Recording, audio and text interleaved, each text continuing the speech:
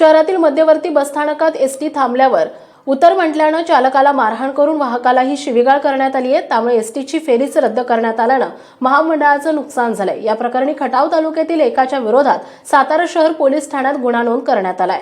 याबाबत पोलिसांनी दिलेली माहिती अशी की या प्रकरणी सतीश माळवे या चालकानं तक्रार दिली आहे। त्यानुसार महेश कोरे याच्या विरोधात गुन्हा नोंद झालाय। दिनांक 11 जानेवारी रोजी दुपारी 2च्या सुमारास शहरातील मध्यवर्ती बसस्थानकातील फलाट क्रमांक 8 वर हा प्रकार घडलाय।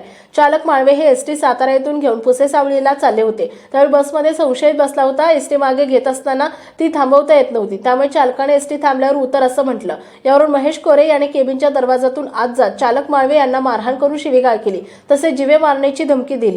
तर चालकाचे सहकारी वाहक दत्तात्रय गुरव यांनाही शिवीगाळ करण्यात आली। त्यामुळे एसटीची संबंधित फेरीच रद्द करण्यात आली। परिणामी राज्य परिवहन महामंडळाचे आर्थिक नुकसान झाले। या प्रकरणी सातारा शहर पोलीस ठाण्यात शासकीय कामात अडथळा आणल्याचा गुन्हा नोंद करण्यात आला। याबाबत सहाय्यक पोलीस निरीक्षक शितोळे हे तपास करीत आहेत।